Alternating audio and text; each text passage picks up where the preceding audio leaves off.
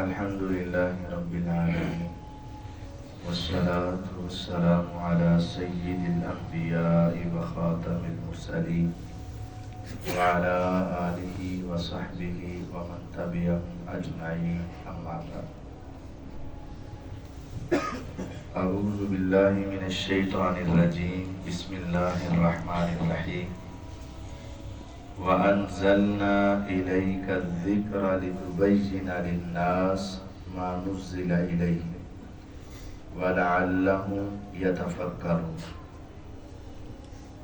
اور ہم نے آپ کی طرف قرآن ذکر کی صورت میں نازل کیا ہے، اور اے پیغمبر علیہ السلام آپ کی ذمہ داری ہے کہ اس قرآن کو کھول کر بیان کریں، قرآن کی تفسیر آپ ان کو سمجھائیں، اور لوگوں کی ذمہ داری ہے کہ وہ اس پر غور و فکر کریں۔ اللہ تعالیٰ نے کتاب قرآن اکیلا نازل نہیں کیا کہ تم پڑھو اور عمل کرو، ایسے نہیں۔ قرآن نازل کیا اور ساتھ سمجھانے والے محمد الرسول اللہ صلی اللہ علیہ وسلم بھیجے، اور ان کی ڈیوٹی لگائی کہ آپ قرآن کی تفصیل سمجھاؤ، اور سننے والوں کی ذمہ داری لگائی وَلَعَلَّهُمْ يَتَفَكَّرُونَ کہ وہ خود غور و فکر کریں کہ جو اللہ تعالیٰ نازل کر رہے ہیں، حضور سمجھا رہے ہیں، ہمیں اس پر عمل کرنا چاہیے۔ اسلام کے ارکان ہیں 5: توحید و رسالت، نماز، روزہ، زکوٰۃ، حج۔ یہ اسلام کے ارکان ہیں۔ ارکان کا مطلب ستون۔ جس طرح ایک چھت پلر کے اوپر کھڑی ہوتی ہے، اور اگر وہ ستون گرا دیے جائیں تو وہ چھت گر جائے گی، کمزور کر دیے جائیں تو چھت کمزور ہو جائے گی۔ ایمان، اسلام، اس کے 5 ستون ہیں۔ ان میں سے پہلا توحید و رسالت ہے، وہ ہمیں سمجھنا بہت ضروری ہے، اور دوسرا نماز کا ہے۔ اور یہ 2 چیزیں ایسی ہیں جس کا تعلق ہر مسلمان کے ساتھ ہے۔ روزے ہیں، کچھ مسلمانوں کو بیماری کی وجہ سے رخصت مل جاتی ہے۔ زکوٰۃ ہے، کچھ غریب اس کے نہیں ادا کرتے۔ حج ہے، جس کے پاس استطاعت ہے وہ کرے، نہیں ہے تو نہ کرے۔ یعنی آخری 3 استطاعت پر ہے، لیکن پہلے 2 ہر مسلمان پر ہر حال میں، توحید و رسالت اور نماز، اس سے کسی کو چھوٹ نہیں۔ اس کے بارے میں ہر مسلمان کو یقینی علم ہونا چاہیے۔ یقینی علم کا مطلب جو پڑھا لکھا ہو، دیکھا ہو اور تھوڑی تحقیق کی ہو۔ سنا سنایا 20 سال ہو گئے ہم لگے ہیں اور وہی ہے جو سن رہے ہیں سنا رہے ہیں، نہیں۔ خود پڑھو، سیکھو، اور یاد رکھیں اللہ کے ہاں یہ عذر نہیں ہوگا میں تو سنا ہی نہیں، یا مجھے پتا ہی نہیں، میں نے سنا ہی ایسے تھا اور میں ساری زندگی لگا رہا، ایسے نہیں ہے۔ اللہ تعالیٰ کے ہاں یہ عذر نہیں ہے۔ عذر یہ ہے کہ تم اپنی پوری کوشش کر کے سیکھو، اس کے بعد اللہ تعالیٰ کے ساتھ تمہارا معاملہ ہے۔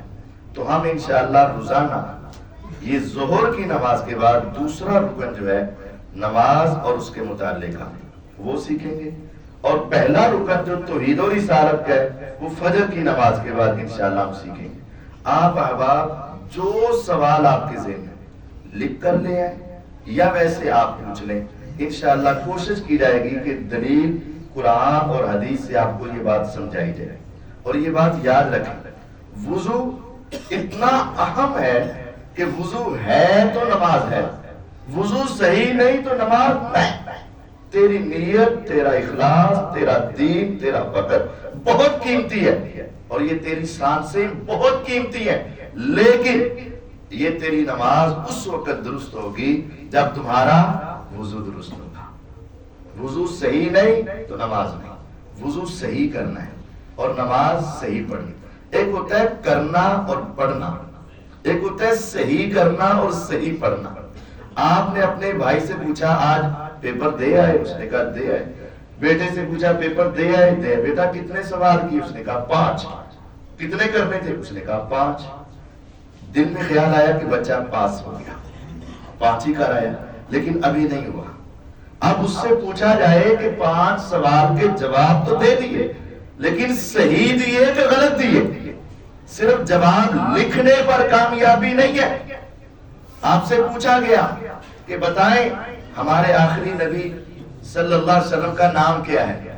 تو اگر کسی نے لکھ دیا سیدنا موسیٰ علیہ السلام، جواب تو لکھا ہے بیٹے نے لیکن جواب درست نہیں ہے. جواب ہے لیکن درست نہیں ہے، یہ گیا. کسی نے آپ سے پوچھا کہ جناب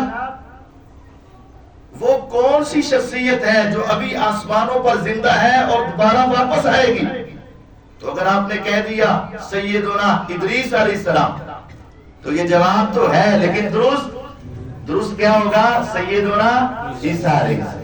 یعنی صرف جواب ہونا کافی نہیں، جواب کا درست ہونا ضروری ہے. وہ ایک حدیث سنا کر آپ کے ایمان کو تازہ کرتا ہوں. رسول اللہ صلی اللہ علیہ وسلم نے فرمایا ان اول ما يحاسب به العبد يوم القیامہ الصلاۃ. سب سے پہلا محاسبہ روز قیامت کس کا ہوگا؟ نماز کا ہوگا. یحاسب محاسبہ، ایک ہوتا ہے یسأل سوال کیا جائے گا، ایک ہے یحاسب محاسبہ کیا جائے گا. سوال یہ چھوٹی چیز ہے، محاسبہ بڑی چیز ہے. سوال یہ ہے نماز پڑھی ہے، اس نے کہہ دیا پڑھی ہے، بات ختم. یہ سوال ہے. روز قیامت نماز کا صرف سوال نہیں ہے، یحاسب محاسبہ، پوری انویسٹیگیشن ہوگی. نماز پڑھی ہے، کتنی پڑھی ہے؟ 5 پڑھی ہے. کہاں پڑھی ہے؟ مسجد میں پڑھی ہے. کب پڑھی ہے؟ وقت پر پڑھی ہے. کیسے پڑھی ہے؟ محمد الرسول اللہ صلی اللہ علیہ وسلم کی سنت کے مطابق پڑھی ہے. اب یہ انسان کامیاب ہوگا. یہ محاسبہ ہے. پڑھی ہے کتنی؟ 3 گیا. پڑھی ہے کتنی؟ 5. کہاں پڑھی ہے؟ گھر میں کوئی عذر نہیں، ویسے گیا. پڑھی ہے کتنی؟ 5. کہاں؟ مسجد میں. کب؟ لیٹ. کیوں؟ بلا وجہ گیا. پڑھی ہے کتنی؟ 5. کب؟ وقت پر. کہاں؟ مسجد میں. کیسے پڑھی ہے یہ بھی بتا. اے اللہ، جس طرح تیرے رسول صلی اللہ علیہ وسلم نے طریقہ کر کے سکھایا اس طرح میں نے پڑھی. فرمایا فَإِن صَلُحَتْ، اگر اس کی نماز درست ہوئی، یہ نہیں کہا پڑھی ہوئی. درست ہونے اور پڑھنے میں فرق ہے. پڑھنا پہلی سٹیج ہے اور پھر اس کی آخری سٹیج اس کا درست ہونا ہے. آپ کے پاس کوئی چیز موجود ہے، وہ صحیح بھی ہو سکتی ہے، خراب بھی ہو سکتی ہے. درست ہوگی تو اگر نماز درست ہوئی، اللہ اس کی برکت سے اس کے سارے نامہ اعمال کو درست کر دے گا. فَإِن صَلُحَتْ، اگر تیری صرف نماز درست ہو گئی، صَلُحَتْ سَائِرُ عَمَلِ، نبوت کی زبان کے الفاظ ہیں، اللہ اس کے سارے اعمال کو درست کر دے گا. یعنی جس طرح تم کہتے ہو نا ایک کلیہ ہوتا ہے، لگا دو پورا حساب ہی بدل جائے گا. وہ تیری نماز ایک ایسا کلیہ ہے، اس کو درست کر لو، اللہ تیری ساری زندگی درست کر دے گا.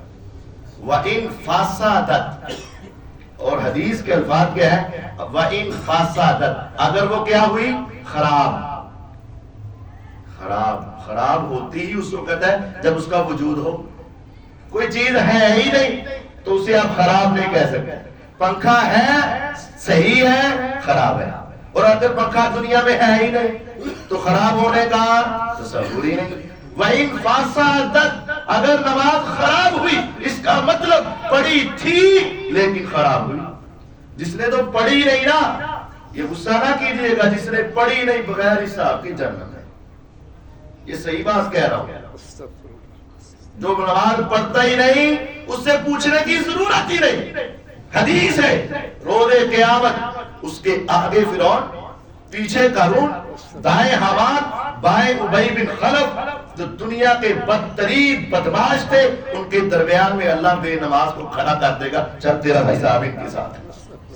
بے نماز تو ایسے ہے لیکن یہ اس کے بارے میں بات ہو رہی ہے جس بیچارے نے نماز پڑھی ہے، وَإِن فَسَدَتْ، اگر وہ خراب ہو گئی، یعنی پڑھی تھی خراب ہو گئی، فَسَدَتْ سَائِرُ عَمَلِ، یہ ایسا ایرر آئے گا کہ اس کی زندگی کے باقی سارے عمل بھی خراب ہو جائیں گے۔ تمہارا روزہ، نماز، زکوٰۃ، حج، سارا کچھ، اگر نماز خراب باقی سب کچھ خراب، اگر نماز درست سب کچھ درست۔ نماز اور وضو یہ ایک بنیادی چیز ہے، اس کے بارے میں ہر مسلمان پوری توجہ کرے، پورے مسائل کا علم لے، آنکھوں سے کھول کر پڑھے اور پڑھنے کے بعد مانے۔ انما کان قول المؤمنین اذا دعوا الی اللہ ورسولہ لیحکم بینہم ان یقولوا سمعنا واطعنا۔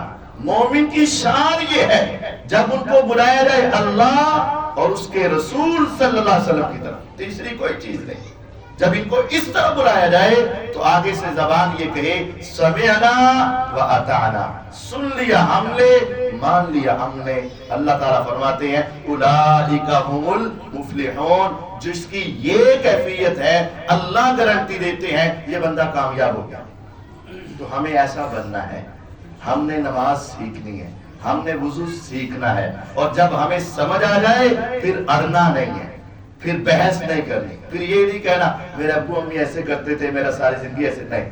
وہ آنکھوں سے پڑھو، دیکھو، سمعنا واطعنا، سن لیا ہم مانیں گے، تو یہی لوگ کامیاب ہیں انشاءاللہ العزیز۔ کل سے ہم نے وضو کا طریقہ اور غسل اور ہم نے نماز کے طریقے سیکھنے ہیں۔ تمام دوست احباب خود بھی آئیں، دوست احباب کو لے کر آئیں، اور جو آپ کے سوالات ہوں وہ لے کر آئیں، انشاءاللہ ان کے جوابات دیے جائیں گے۔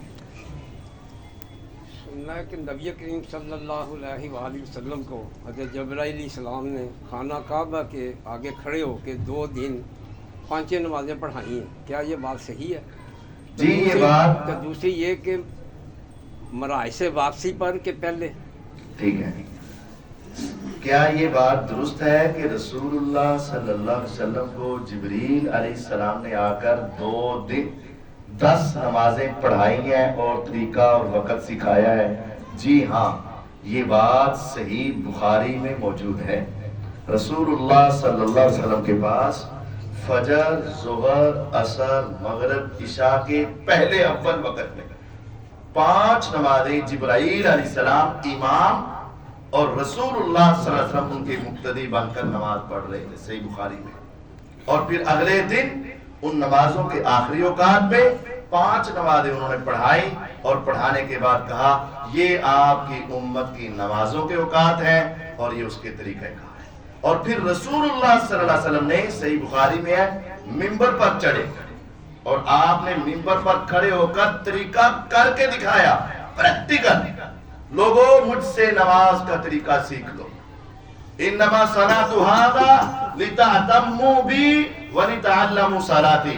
مجھے نماز تو نیچے بھی پڑھنی آتی ہے، لیکن آج میں منبر پہ چڑھ کے تمہیں اس وجہ سے نماز دکھا رہا ہوں تاکہ تم میری اقتداء بھی کر لو اور مجھ سے نماز کا طریقہ سیکھ لو۔ پھر روز قیامت یہ نہ کہنا کہ ہمیں طریقہ نہیں پتا۔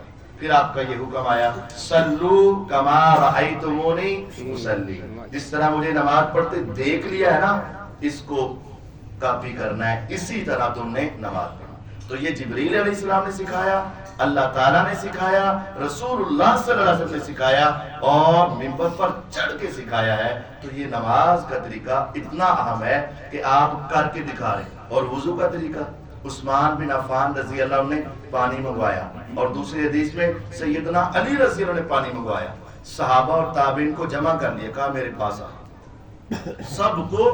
سب کے سامنے وضو کر کے دکھایا اور کہا کہ ہم نے رسول اللہ صلی اللہ علیہ وسلم کو اس طرح وضو کرتے دیکھا ہے۔ یعنی صحابہ و تابعین یہ پریکٹیکل کر کے دکھاتے تھے، اور رسول اللہ صلی اللہ علیہ وسلم بھی پریکٹیکل کر کے یہ سمجھا رہے ہیں۔